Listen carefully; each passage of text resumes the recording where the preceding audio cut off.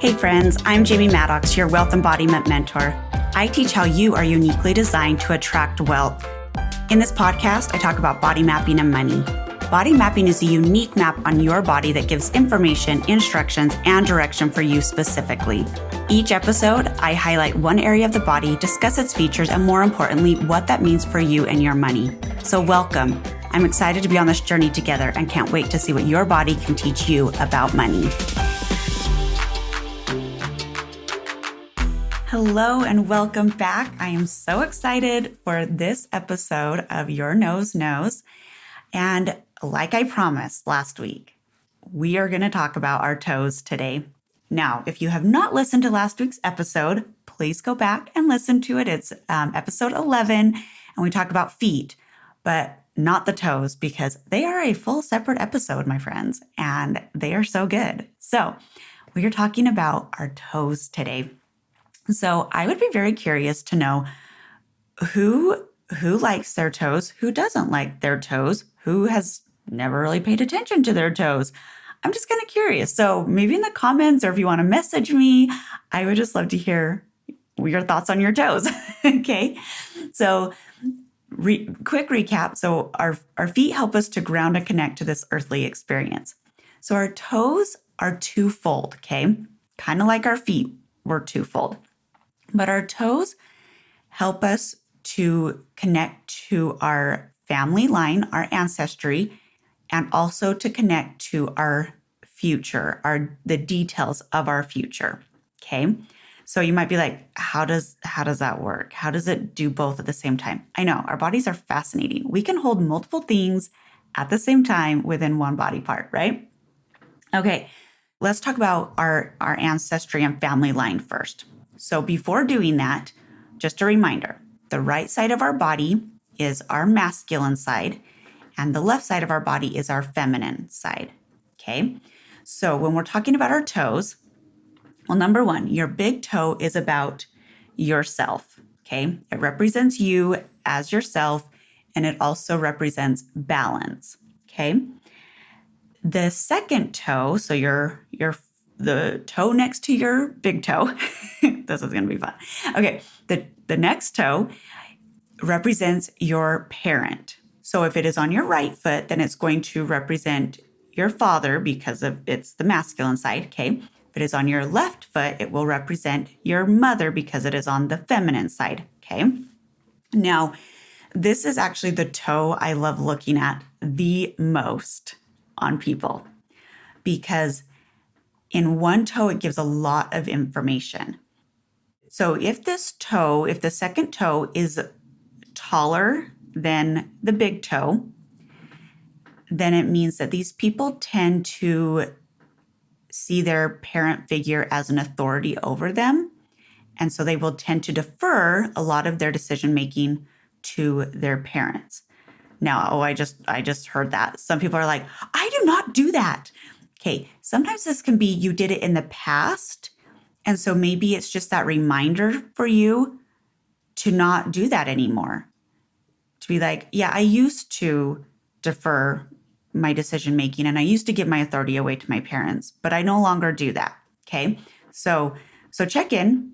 You know your body. You know you. Okay, but that is what that toe represents. So if it is either even or shorter than your big toe, then you tend to be more autonomous and make more of your decisions yourself and not have your parents be as much of an authority figure.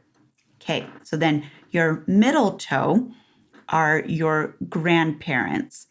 And so again, your right side would be your paternal grandparents, so your father's parents. The left side would be your maternal line, so your mother's parents, so your maternal grandparents, okay? And then your other two toes are, so the fourth and fifth toes are all of your past ancestors, so your past family line, okay?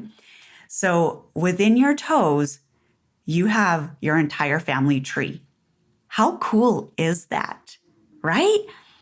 And here's the thing, because sometimes, People have different issues with different toes, or maybe one toe hurts, or they constantly, stub a certain toe or break certain toes. This is where we get a lot of information. Now, again, if you're walking in the dark and you run into something and you hurt your toe, that matches the physical situation, right? But if it doesn't heal, or you continually break or bump the same toe over and over, or have a continued issue, that's where we get even deeper information, because we see the pattern there. And then we can look deeper and say, okay, which toe is it? Which foot is it on? Okay, what is the energy? What are the emotions behind consistently bumping this toe or hurting this toe or having this issue? What's happening? What's the deeper meaning here, right? What is the information that our body is trying to get us to realize about ourselves, about our situation? And then we can decide what we do with it. Because here's the thing, just because we have information, doesn't mean we have to do something about it. There's a lot of times that I get information that I'm like, I'm not really ready for that information. Fabulous. I'm just going to keep doing what I'm doing. I know there's the quote out there, and I don't remember who said it, so I do apologize about that. But it's, when you know better, you do better. And I know what was intended behind that, because there is absolutely an element of truth. But there are so many times where I'm like, oh, I know better. I do not do better. Sometimes that is with eating certain foods, where it's like, oh, I know that's not great for my body, but I sure love it while it's going down. It's great, right? Or, oh, I know how much exercise I really should be getting, and I sure don't get that, but I know that. So there is this element that, like, we think that if we know better, that we're always going to do better. Or if we get information, we have to do something with it. That is not true. You can receive information and then you have a choice. Okay. And I want you to let that sink in for just a minute, because that is really powerful. Just because you have the information or the insight or the knowledge, it doesn't take away the fact that you have choice of when and how or if to act on it or do anything with it. And it's one way that we give our power away, but also how we can take our power back. Because we always have choice. We have choice. And it is something that I'm really passionate about, that there are so many things that tell us we don't have choice, or that we shouldn't have choice, or we feel like we get trapped in not having choices. And my friends, I could tell you too many stories in my own life about this. So there's zero judgment here, okay? But when we feel like we have no choice, our progress stalls. And so information can come to us and we still have choice with what we do with it, okay? And how does this all tie back to the toes? Because we get information from our family, from our ancestry, from our lines. And sometimes that is beautiful information, and sometimes it is information that we kind of wish would go away. Okay? And that is okay if that is how you feel. It really is. And that is where you get to choose what gets to move forward into my future with me, and what do I just get to let go of and release and move forward without pulling those stories, those details, those traditions forward. What do you actually want to carry into your future? Because our toes are also about details, the details of our future. Okay. So the longer the toes, these people are more detailed. They want more details before they step into their future, and they'll tend to give more details. Okay. So if you are someone that is struggling to move forward and you have really long toes, get more details. Do a little bit more research. Find out a little bit more information to help you feel comfortable stepping into the future. For those of us, me, that have sausage toes, and you know what I mean when I say sausage toes, we don't need as many details about our future. We're okay not having as many details. We probably won't give as many details either about the future, okay, or about where we're going or what we're doing. And again, that's not bad, but I mean, what just came to me was like, think of like a partnership. If one person has really long toes and wants all these details, and the other person has sausage toes, there we go, it could cause some, I don't want to say conflict, but maybe some conflict or some misunderstandings or feeling like people aren't being heard. And this is where you could say, oh, okay, I just need to give you some information and some more details that I don't necessarily need, but I understand that makes you feel safer to move forward. So sure, let me give you some information. And then you can work together to move forward better.